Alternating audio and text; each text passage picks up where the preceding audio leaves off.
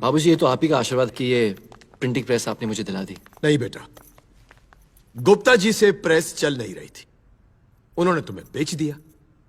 फिर ये तो तुम्हारे मेहनत के पैसे हैं, फिर बाकी तो सब श्याम बाबा का आशीर्वाद ही है। बाबूजी, मीरा भी हमेशा श्याम बाबा की भक्ति करती रहती हैं और आप भी हमेशा श्याम बाबा का नाम लेते रहते हैं। आखिर उनकी कहानी है क्या? अरे बेटा, तुमने कभी कुंवर जी को श्याम बाबा की कहानी नहीं सुनाई? बाबा, इन्होंने कभी मौका ही नहीं दिया मुझे। हाँ, लो। बेटा, श्याम बाबा जो है ना, वो कलयुग के अवतार है। महाभारत की कहानी है वैसे। बस श्याम बाबा से जो कोई भी कुछ मांगता है ना, उसे मिल जाता है, इसीलिए उन्हें लखदातार भी कहा जाता है। महाभारत में एक बार अज्ञातवास के दौरान पांडव अपनी मां कुंती और द्रौपदी के साथ वनवास के लिए जंगल गए। वहां उन्हें राक्षस हिडिंब और उसकी बहन हिडिंबा मिलती है। 7 प्राणी एक साथ, एक खाऊं कि 2 खाऊं कि 7 को खा जाऊं? कौन है तू? मैं हिडिंब, इस जंगल का राजा, और ये मेरी बहन हिडिंबा।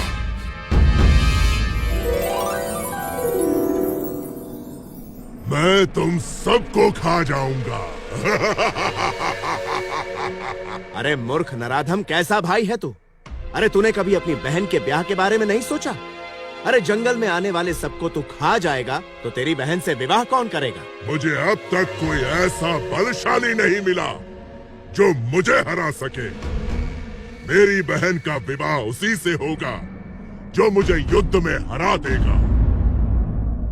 मैं तैयार हूं। सोच लो, अगर हार गए तो तुम हम सबको अपना आहार बना लेना। और उसके बाद दोनों में दंगल की तरह युद्ध हुआ। युद्ध के दौरान हिडिंब मारा गया और कुंती के कहने पर भीम ने हिडिंबा से विवाह कर लिया। कुछ समय के बाद हिडिंबा ने पुत्र घटोत्कच को जन्म दिया और फिर घटोत्कच का विवाह हुआ, जिसका पुत्र हुआ बर्बरिक, जिन्हें हम श्याम बाबा कहते हैं। ओम नमः शिवाय, ओम नमः शिवाय।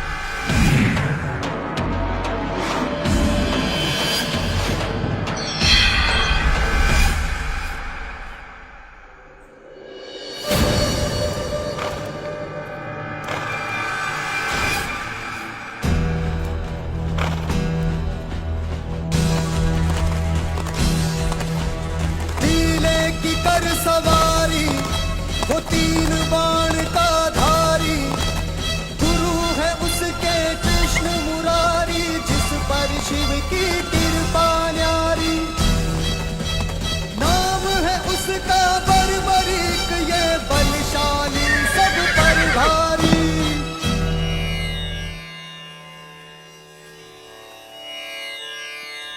ऋषिवर को प्रणाम। आयुष्मान भव। ऋषिवर, ये किसके सैनिक हैं और कहाँ जा रहे हैं? धर्म युद्ध में। धर्म युद्ध? हाँ, कौरवों और पांडवों के बीच युद्ध की घोषणा हो चुकी है। हाँ? और भगवान कृष्ण ने इसे धर्म युद्ध का नाम दिया है। मैं भी इस धर्म युद्ध में सम्मिलित होना चाहता हूँ। लेकिन पुत्र, तू अभी बालक है। बर्बरिक वीर बालक है अइलावती।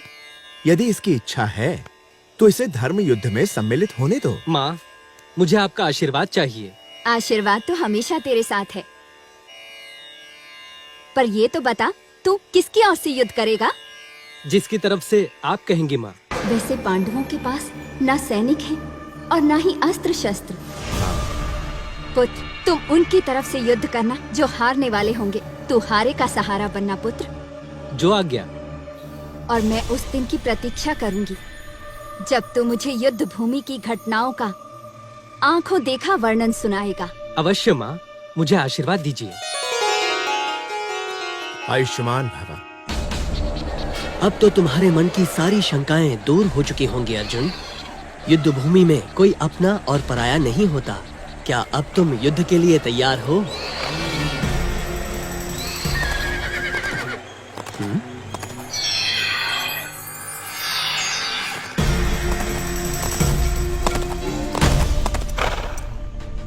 कौन हो तुम बालक, और यहाँ क्या करने आए हो?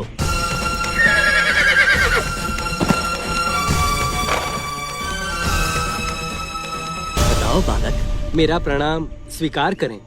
मैं इस धर्म युद्ध में सम्मिलित होने आया हूँ। युद्ध के लिए तुम अभी बहुत छोटे हो बालक, और किसी भी युद्ध में सम्मिलित होने के लिए ये जानना अति आवश्यक है कि तुम किस कुल के हो बालक। धनुर्विद्या कहाँ से ली है? तुम्हारा गुरुकुल कहाँ है, और तुम्हारे गुरु कौन है? मेरे गुरु और मार्गदर्शक दोनों ही श्री कृष्ण हैं। बचपन से लेकर आज तक धनुष पर तीर डालने के पहले और बाद में उन्हीं का स्मरण करता हूँ। तुम्हारे तीर की धार का तो पता नहीं, लेकिन तुम्हारी वाणी की धार बहुत तेज है। और वैसे भी तुम्हारे तरकश में सिर्फ 3 ही बाण हैं। इन 3 तीरों से मैं तीनों लोगों को समाप्त कर सकता हूँ। बालक, क्षमा चाहता हूँ, लेकिन यही सत्य है। ये 3 बाण मुझे भगवान शंकर ने मेरी पूजा अर्चना से प्रसन्न होकर दिए हैं। अच्छा, मैं विश्वास तब करूंगा जब तुम मात्र 1 बाण से इस वृक्ष के सारे पत्तों को भेद दोगे। जो आज्ञा।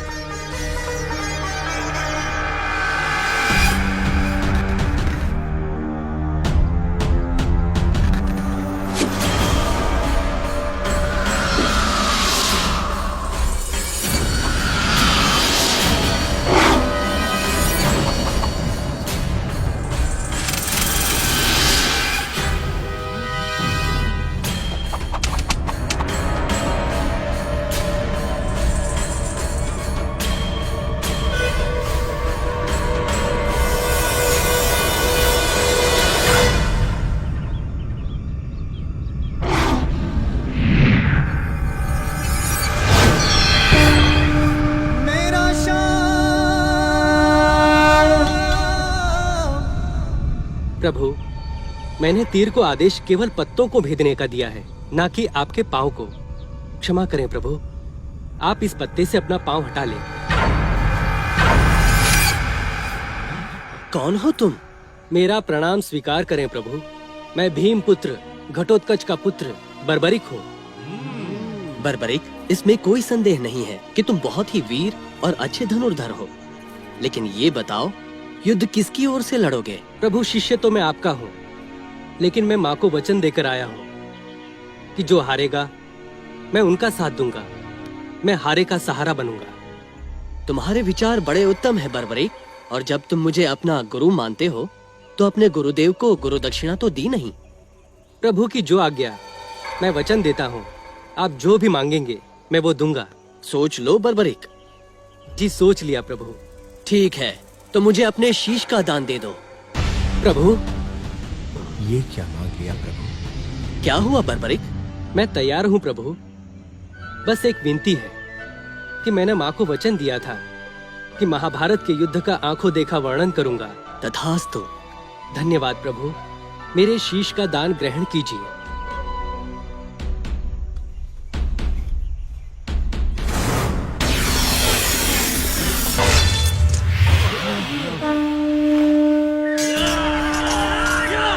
और इस तरह से महाभारत का युद्ध समाप्त हुआ।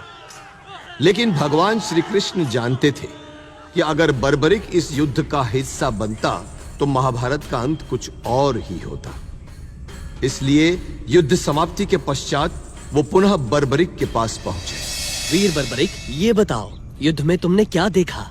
चक्र सुदर्शन है बलदाई, काट रहा था दल जिमिकाई। रूप द्रौपदी काली काधर, हो विकराल ले कर में खप्पर।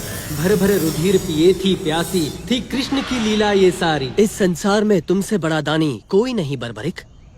तुम वीर योद्धा ही नहीं, वेद पुराण के ज्ञाता भी हो। महाभारत का सत्य तुमने अपनी दिव्य आंखों से देखा। मैं तुम्हें वरदान देता हूँ कि इस युग के उपरांत कलयुग आएगा, और कलयुग में लोग तुम्हें मेरे ही नाम श्याम के नाम से जानेंगे। तुम्हारी पूजा अर्चना घर घर में होगी। भक्तों को मेरी पूजा से 100 गुना ज्यादा फल तुम्हारी पूजा से मिलेगा और लोग तुम्हें खाटू के श्याम के नाम से जानेंगे। ये थी हमारे श्याम बाबा की कहानी।